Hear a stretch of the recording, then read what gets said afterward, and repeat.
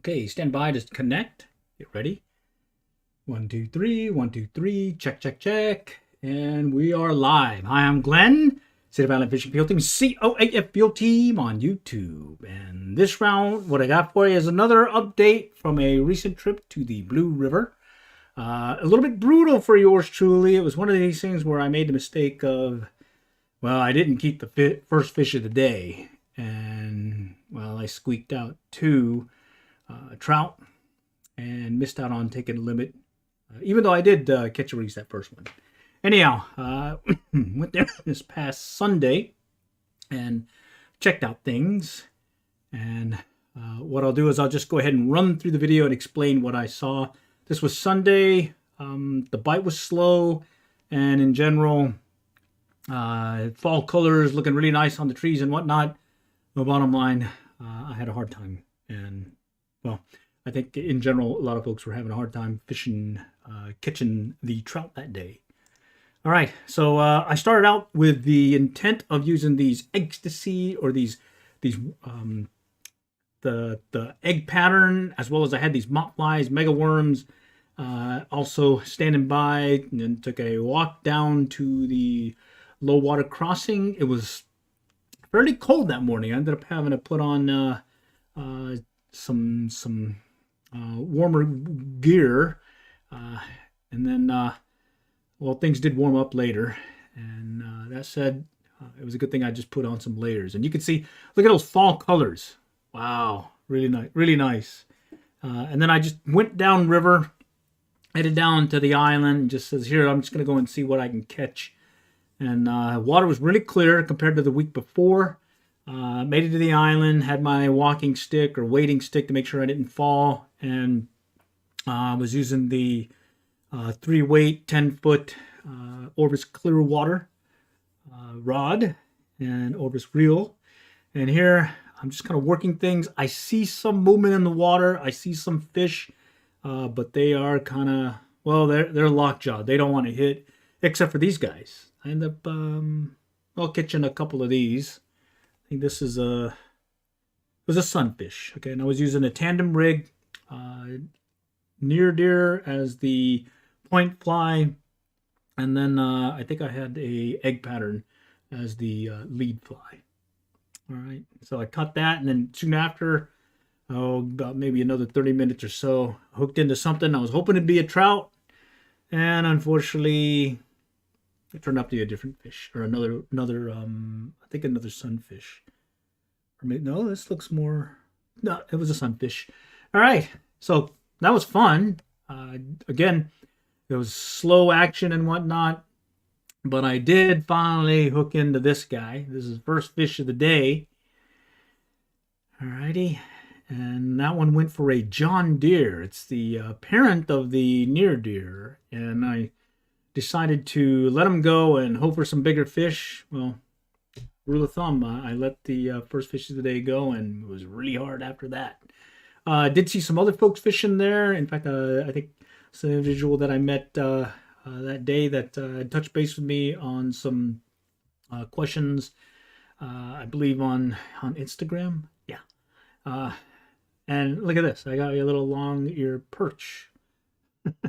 So from here, I went back up river to the low water crossing. I started looking in the water, and I had trout. They were chasing my fly. I could see them coming in and out of the water, the bubble line, as well as where the foamy area was. And they were there. Just they would come in, look at my fly, and then turn away. This went on for excuse me, a good while. And then I just turned around and went up river on the low water crossing and decided to just start working here.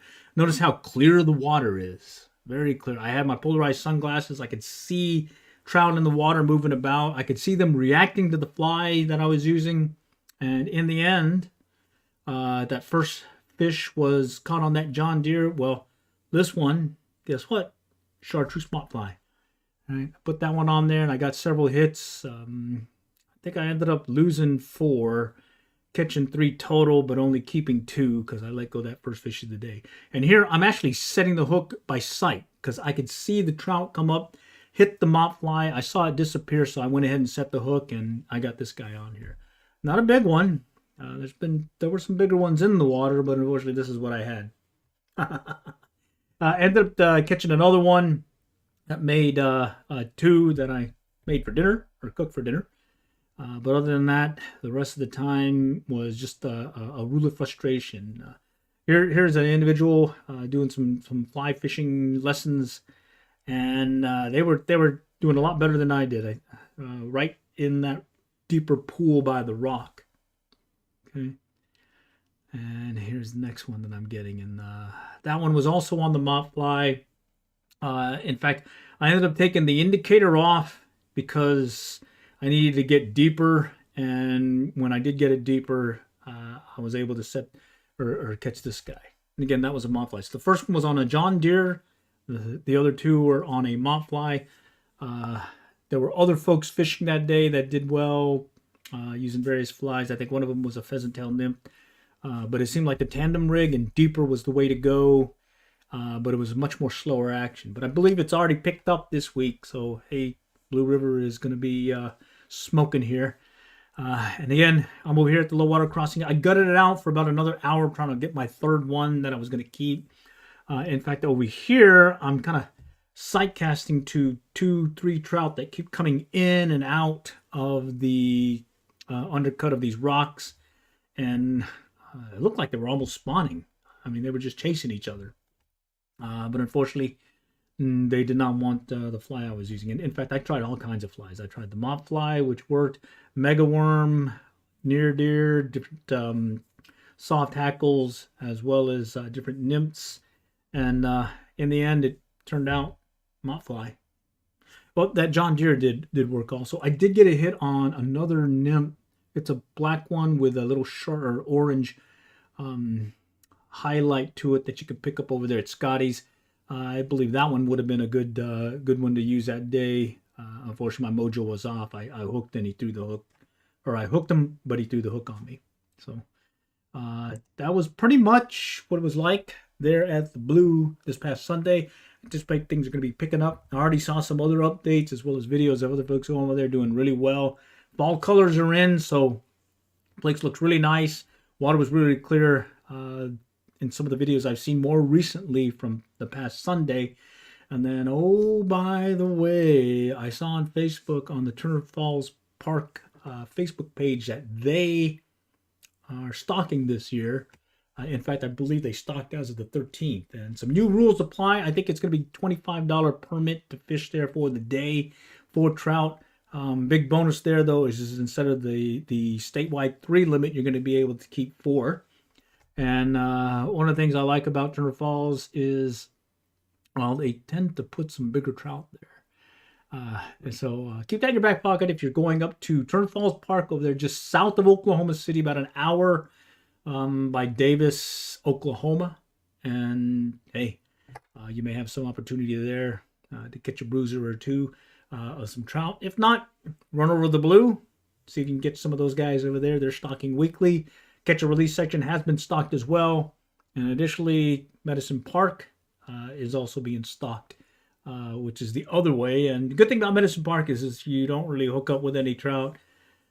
Well, you can get a Mears burger up the road, as well as there's a couple of places, especially one that I recall that they make a mean chicken fried steak and green beans and potatoes and gravy.